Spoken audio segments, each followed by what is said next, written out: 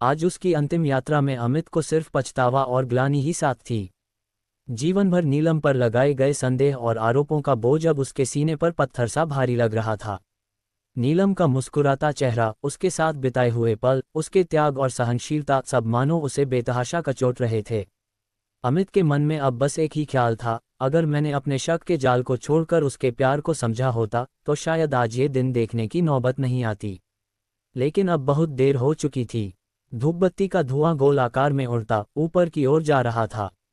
शायद छत तक पहुंचने की कोशिश कर रहा था, पर इतनी ऊंचाई तक पहुंचने से पहले ही धूपबत्ती के सफ़ेद गोलाकार धुएं के कण सर्पिलाकार होते हुए तितर-बितर हो जाते थे। चंदन धूपबत्ती की खुशबू अमित के नथुनों में जा रही थी और उसकी सांस जैसे रुकी जा रही थी। सामने नीलम की मृत शरीर के पास दीपक के साथ एक मोटी सी धूपबत्ती भी जला कर रखी गई थी, पर अमित चाहकर भी चिरनिंद्रा में लीन अपनी बीवी के मुख को देख नहीं पा रहा था। नजरें झुकी हुई थीं, बस कभी भी नजर उठाकर धुएं के गोल छल्लों को देख लेता था। बीवी नीलम के संग 30 वर्षों का सफर आज यहाँ खत्म हुआ, पर आज कहाँ? वह तो 20 वर्ष पहले उस दिन ही खत्म हो गया था जब अमित ने पहली बार अधीरा के चरित्र पर लांछन लगाया था। वह दूधवाला घर पर क्यों आया था अपनी बीवी के साथ? गुस्से में अंधा ही तो हो गया था अमित। नीलम घबराते हुए बोली थी, कब? मैं तो कल ही आई हूँ अपने मायके से, मुझे क्या पता? अमित गुस्से से बोला, तेरे पीछे दूधवाला आया था अपनी बीबी के साथ यहाँ, उसे ये दिखाने के लिए कि तेरा और उसका कोई अनैतिक संबंध नहीं है। नीलम मानो आसमान से जमीन पर आ गिरी। यह आप क्या कह रहे हैं, मैं और दूधवाले के साथ? छी छी, आपने ऐसा सोचा भी कैसे? पर अमित कहाँ सुनने को तैयार था। 30 साला नीलम का मुंह जैसे अपमान से लाल पड़ गया। अमित और नीलम की अरेंज्ड मैरिज हुई थी। अमित औसत रंगरूप का युवक था और नीलम गोरी, लंबी पढ़ी लिखी, आत्मविश्वासी, घरेलू और खुशमिजाज युवती थी। पर अमित उसे बहुत प्रेम करने के साथ साथ उसे लेकर बहुत पजेसिव था। कोई भी एक नज़र नीलम को देख ले तो उसे कतई बर्दाश्त नहीं था। दूधवाला जब अपनी बीवी के साथ उसकी नई कोठी पर आया तो उस दिन सोमवार का था। नीलम को अचानक अपने दोनों बेटे आर्यन और केशव के साथ मायके जाना पड़ गया था। साप्ताहिक अवकाश के चलते अमित अपने इलेक्ट्रॉनिक्स शोरूम की दुकान नहीं गया था और घर पर ही था। बस शक का कीड़ा उसके मन में कुंडली जमा कर बैठ गया और आज नीलम को डसने लगा। नीलम बोली, दूधवाला गांव से रोज बाइक से शहर आता है तो अपनी बीवी को ले आया होगा, उसको सामान दिलाने या डॉक्टर को दिखाने। कितने ही काम होते हैं गांव वालों को शहर में। पर अमित कुछ भी सुनने तो तैयार नहीं था। नीलम के खिलते चेहरे पे जैसे पतझड़ आ गया। आवेश में चेहरा गुस्से से तमतमा आया, पर माँ की वह सीख कि गुस्से में पति कुछ भी कहे तो उस समय चुप रह जाना। यह अविश्वास का दीमक गृहस्थी की जड़ों को खोखला कर देता है, याद करके चुप रह गई। 8 और 10 वर्षीय आर्यन और केशव इस सबसे बेखबर थे। पर माँ की सुनी सुनी रोती आंखें, मुरझाया चेहरा बहुत कुछ कहना चाहता था, मगर मासूम बच्चे उन्हें पढ़ ही नहीं पाते थे। एक आम युवती की तरह उसने बस प्रेमपूर्ण जीवन की ही कामना की थी। जिन लम्हों की तमन्ना उसने तमाम उम्र की, वह लम्हे मिले तो पर इतने कम मिले कि उनका मिलना न मिलने के दुख से दोगुना हो उठा। तेज रोने की आवाज़ से अमित जैसे अतीत से निकलकर वर्तमान में लौट आया। नीलम की दोनों छोटी बहनें पूजा और आरती भी आ गई थीं और लाल साड़ी में लिपटी लेटी नीलम को देखकर उनके आंसुओं का बांध टूट पड़ा था। हाय दीदी, इतनी जल्दी क्यों छोड़कर चली गईं? पूजा रोते रोते कह रही थी। छोटी बहन आरती को तो अपनी आंखों पर विश्वास ही नहीं हो रहा था। अपने हाथों से नीलम को छू छू कर देख रही थी। दीदी उठो, देखो हम आ गए। अब तो उठ जाओ, देखो हम अचानक ही आ गए, वह भी बिना तुम्हारे बुलावे के। तुम हर बार हमें बुलाती थी ना कि आ जाओ दीदी, अब उठ भी जाओ ना, इतनी भी क्या नाराजगी। पर नीलम तो इन सब से दूर जा चुकी थी। बड़ी सी कोठी के शानदार ड्राइंग रूम के बीच में नीलम आज शांत लेटी थी। हमेशा की तरह हंसती, खेलती, मुस्कुराती, अपने घर को सजाती संवारती नीलम अब कभी नहीं दिखेगी किसी को। अमित ड्राइंग रूम के दरवाजे पर काफी दूरी पर बैठा था। वहां से उसे नीलम का चेहरा नहीं दिख रहा था। दोनों बहनों के रुदन से माहौल और भी गमगीन हो गया। पास बैठी परिवार की अन्य औरतें और नीलम की सहेलियां भी तेज स्वर में रोने लगीं। पूजा अपनी बड़ी बहन के पास बैठकर सुबक रही थी और आग भरी नजरों से अमित को ही घूर रही थी। एक पल को दोनों की नजरें मिल गईं। ओह, इतनी नफरत, घृणा। अमित की नजरें झुक गईं। हाँ, मैं हूँ ही इस लायक। मैंने कब उसे चैन से रहने दिया? उस दूध वाले प्रकरण के बाद कुछ साल सब ठीक रहा। दूधवाले को हटा दिया गया। अब दूध एक बूढ़ा नौकर डेयरी से लाने लगा था। अधीरा भी धीरे धीरे सब भूल गई, ऐसा लगता था, पर अविश्वास की फांस उसके दिल की गहराइयों तक समा चुकी थी। 6 साल बाद एक रोज सोमवार को, अरे मेरी बात सुनो तो, मैं नहीं आ पाऊंगी, मेरा आ पाना संभव नहीं है, नीलम किसी से बात कर रही थी। अमित को अंदर आते देख उसने झट से फोन रख दिया। इतनी बात तो अमित ने सुन ही ली थी और शक का फन-उफान पर था। किसका फोन था? किसी का नहीं, मेरी एक सहेली रिंकी का था। घर पर बुला रही थी मुझे, आपके लिए नाश्ता लगा दूं क्या? पर बात आएगी नहीं हुई। उसी दिन अमित ने चुपचाप कॉल डिटेल निकलवा ली। गौरव नाम के किसी शख्स ने 2 बार नीलम को फ़ोन किया था। मेरी जानकारी के बगैर कोई गैरमर्द मेरी बीवी को फ़ोन कर रहा है और मेरी बीवी मुझसे छिपा रही है।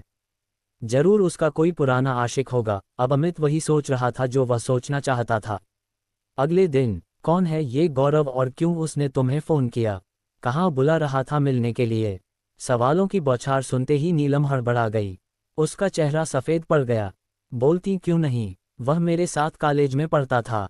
शादी के 10 वर्षों बाद अब उसके घर में बेटी हुई है। उसके नामकरण में बुला रहा था मुझे। उसकी पत्नी डोली भी मेरी अच्छी दोस्त है, पर कई वर्षों से मेरा मिलना नहीं हुआ उन दोनों से। नीलम ने स्पष्टीकरण देने की कोशिश की, पर अविश्वास में अंधा होकर अमित यह सब सुनने और मानने को तैयार नहीं था। अब किसका इंतजार है? मृतदेह को इतने घंटों तक घर में रखना ठीक नहीं है, कोई बोल रहा था। आवाज सुनकर अमित अपने वर्तमान में लौट आया। काश सब कुछ वहीं रुक गया होता। काश उसने अपने दिल के साथ कुछ दिमाग की भी सुन ली होती। मगर ऐसा हो ना सका, वह मन ही मन सोच रहा था। अजीब सा विरोधाभास था। अपने नाम के विपरीत नीलम में धैर्य कूट कूट कर भरा था। अमित के बेमतलब के इल्जामों को सुनकर कुछ दिन तो वह खूब रोती थी, कुछ माह उदास रहती थी, पर अपने बेटों का मुख देखकर सब कुछ भुला देती थी। रोने की आवाज़ें अब तेज हो चली हैं, 1-1 सरकते पल में जैसे सांसों में धुआं भरता महसूस हो, जैसे नब्ज डूबती ही जा रही हो। हर गुजरता लम्हा उन्हें मिलाने के बजाय दूर करने के लिए तैयार खड़ा था। दोनों बेटे और पूजा, आरती के पति और उनके बेटे नीलम का पार्थिव शरीर को उठाकर बांस की बनी सेज पर लिटा रहे थे।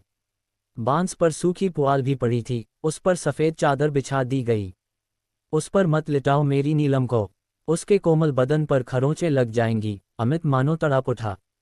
अमित आगे बढ़ा, पर दोनों बेटों की अंगार बनी आंखों को देखकर पांव जमीन पर चिपक कर रह गए। इसके आगे अमित कुछ कह ही नहीं सका। उसके कदम भी लड़खड़ा कर रहे थे। भाभी छाया ने उसे थाम लिया। इन बातों से अब कोई फायदा नहीं भैया। जब तुम जीते जी उसके मान सम्मान की रक्षा ना कर सके तो अब मृतदेह से मुंह दिखाने से क्या फायदा? चुपचाप किसी कोने में खड़े रहो, नहीं तो अपने दोनों बेटों का गुस्सा तो तुम्हें पता ही है। जीते जी नीलम अपने दोनों बेटों से कह कर गई थी कि मैं मरूं तो मेरा तथाकथित पति मेरा अंतिम संस्कार ना करे। करना तो दूर, मेरा चेहरा भी ना देखे, मुझे छू भी ना सके, और बेटों ने इसका पूरा मान रखा था।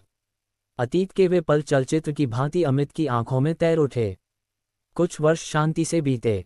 अमित का बिजनेस खूब तरक्की कर रहा था। दोनों बेटे भी पढ़ लिख कर जॉब करने लगे। आर्यन के लिए तो रिश्ते भी आने लगे थे। लंबे, आकर्षक दोनों बेटे तो नीलम की आंखों के तारे थे। एक बड़ा फ्लैट भी खरीद लिया था दिल्ली में। दोनों बेटे वहीं रहते थे साथ साथ। अक्सर अमित और नीलम भी 1-2 दिन बच्चों के साथ रह आते थे। सब कुछ ठीक चल रहा था। बच्चों की पढ़ाई और नौकरी के कारण कुछ वर्षों से नीलम अकेली पड़ गई थी। अमित अपने बिजनेस में बिजी रहता था, और उसके शक्की स्वभाव के कारण नीलम कहीं आती जाती नहीं थी, तो घर बैठे बैठे ही साहित्य में उसे रुचि हो आई थी। काफ़ी समय मिला तो कविता, कहानी और लेखन में व्यस्त हो गई। मनोज भी देखकर खुश था कि घर बैठे ही वह अपना मन बहलाने लगी है। अरे आर्यन बेटा, प्रगति मैदान में बुक फेयर लगा है, एक बार मुझे ले चलो। हाँ हाँ, क्यों नहीं। दोनों बेटे अपनी माँ की कोई बात नहीं टालते थे। कहने के साथ ही उसकी सारी फरमाइशें पूरी करते थे, चाहे ऑनलाइन किताबें मंगानी हो या नीलम के 45वें जन्मदिन पर उसका पसंदीदा 70 इंची स्मार्ट एंड्रॉयड टीवी घर में लाकर उसे आश्चर्यचकित कर देने का प्लान हो। अमित तो इतने दिन वहां रह नहीं सकता था। वह अपने शहर जबलपुर लौट गया। 6 फरवरी का दिन था जब नीलम सजल के साथ प्रगति मैदान गई थी। घर के बाहर की दुनिया और वह भी किताबों से लबालब देखकर उसकी खुशी का पारावार ना था। वहां पहुंचकर आर्यन को भी कुछ दोस्त मिल गए। वह नीलम को उसकी पसंदीदा बुक स्टॉल पर छोड़कर कुछ देर के लिए चला गया। अरे नीलम, तुम। सामने से नीलम की कुछ फेसबुक फ्रेंड्स चली आ रही थीं। उनसे पहली बार मिलने का रोमांच ही अलग था। हाय, तुम तो बहुत ही प्यारी हो नीलम, पूनम बोल पिंघाई। वह खुद भी कविताएं लिखती थी। कुछ काव्य संग्रह भी आ गए थे उसके। पूनम, रेखा, तेजस सब मिल बैठी तो सेल्फी का दौर चल पड़ा। हंसते खिलखिलाते चेहरों के साथ कितने ही फोटो खींच गए खूबसूरत यादें बनाने के लिए। पास ही 22-23 साल के दो नवयुवक रुद्रा और तरुण भी खड़े थे। मैम, आप बहुत अच्छी कविताएं लिखती हैं। बिल्कुल दिल को छू जाती हैं। थैंक्स, तुम दोनों तो बिल्कुल मेरे बेटे जैसे हो, नीलम कह उठी। सब ने संग साथ में खूब सेल्फी लीं। फोटो लेने के क्रम में दोनों लड़के और पूनम, प्रतिभा नीलम के कुछ और करीब हो गए। रुद्रा ने नीलम के कांधे पर हाथ रख दिया। हंसी खुशी के पल कैमरे में कैद हो गए। अपने मनपसंद लेखकों की हस्ताक्षरित प्रति लेकर नीलम बहुत खुश थी और दोनों बेटे उसे खुश देखकर खुश थे। रात में खूब चाव से नीलम ने बच्चों के पसंद का खाना बनाया। अगले दिन सुबह जबलपुर जाने के लिए नीलम का ट्रेन में रिजर्वेशन करा दिया था बेटों ने। अकेले सफ़र करने के अवसर कम ही आए थे नीलम के जीवन में, पर वह रोमांचित थी। बेटों ने भी उसका हौसला बढ़ाया। मम्मी, आप अब अकेले आना जाना शुरू करो। देखो, सब महिलाएं अकेली कहाँ कहाँ हो आती हैं और दिल्ली के लिए तो बहुत सी सीधी ट्रेनें हैं। अगले दिन जबलपुर अपने घर पहुंचकर रात में नीलम शौक से अमित को अपने फोटो दिखाने लगी। ये देखो मेरा फोटो, कवि सुरेंद्र के साथ, ये तस्लीमा नसरीन के साथ, और यह मेरी फेसबुक फ्रेंड है, और ये तुम्हारे कांधे पर किसने हाथ रखा है? अमित ने पूछा। नीलम ने झट से फोटो आगे बढ़ा दी और उसे दूसरी फोटो दिखाने लगी। अमित ने उसके हाथों से मोबाइल छीन लिया और फोटो स्लाइड करके पूछने लगा, ये लड़का कौन है और इसका हाथ कैसे आ गया तुम्हारे बदन पर? अविश्वास का फन न केवल सिर उठा चुका था बल्कि जहरीली फुफकार भी मार रहा था। जिस बात से नीलम बचना चाह रही थी वही हुआ। तुम्हें वहां बुक फेयर देखने भेजा था मैंने और तुम जाकर अपने यार के साथ अय्याशी करने लगीं। पर वह तो मेरे बेटे की उम्र का है और हम तो पहली बार ही मिले थे। पर अमित कुछ सुनने को तैयार नहीं था। 40 से ऊपर की उम्र हो गई तुम्हारी और अक्ल नाम की चीज नहीं है। बूढ़ी हो गई हो पर शौक जवानों के हैं। ओह, उसके कानों में जैसे पिघलता शीशा उड़ल दिया गया हो। नीलम रो रो कर रह गई। रात रात भर जागती रही थी। दिन में मुंह छिपाए पड़ी रहती थी। किस बात की सजा भुगत रही थी वह? एक औरत होने की, स्त्रीदेह लेकर पैदा होने की। स्त्रीदेह उसकी पर मालिक है उसका पति अमित। वह जब चाहे कठपुतली की तरह उसे नचाए। नीलम ने अपना फोन ही ऑफ करके रख दिया। कुछ दिन बेटों से बात नहीं हुई तो तीसरे ही दिन बेटे घर आ पहुंचे। नीलम की सूजी आंखें और उतरे चेहरे ने ही सब कहानी बयां कर दी। अमित अब भी अपने दम में बोले जा रहा था, चरित्रहीन है, कुलटा है तुम्हारी माँ। चुप रहिए, आर्यन चीख उठा।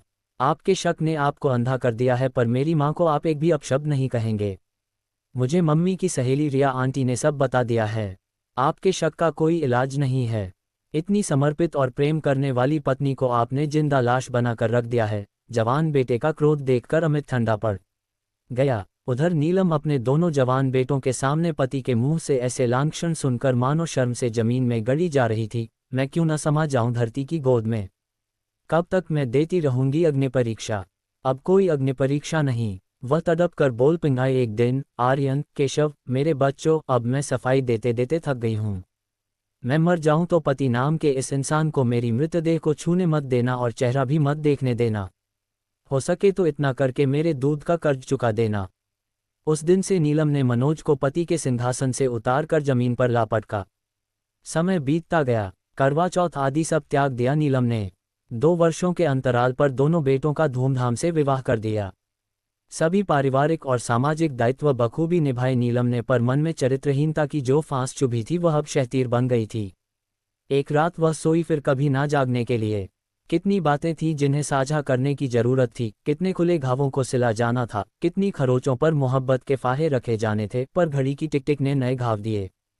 कितना कितना हंसना था, कितना कितना रोना, पर बेरहम वक्त ने उन्हें मोहलत न दी। पलक झपकी और पल गायब। वहां उपस्थित लोगों के रुदन से अमित अपने वर्तमान में लौट आया। हाय, क्या मैं अंतिम समय में अपनी जीवन साथी का चेहरा भी नहीं देख सकूंगा? नीलम का चिरनिद्रा में लीन चेहरा शांत था, जैसे तमाम जिल्लत और रुसवाई से मुक्ति पा गई हो। नीलम की बहनें, सखियां और दोनों जिठानी तेज स्वर में रो रही थीं। आर्यन अपने हाथों में मिट्टी का घड़ा लेकर जा रहा था। केशव और परिवार के कुछ अन्य पुरुष अर्थी को कांधा देकर ले जा रहे थे। जिस अर्धांगिनी को वह हमेशा परपुरुष के नाम के साथ जोड़कर उसका चरित्रहरण करता रहा, उसे ही आज गैरपुरुष कांधा दे रहे थे, पर अमित के लिए ही वर्जित था नीलम को छूना तक भी। अविश्वास, शक का फुफकारता नाग अमित के मन में आज निर्जीव सा पड़ा है, और जीते जी इसी लाश को ढोते रहना है उसे अब ताउम्र।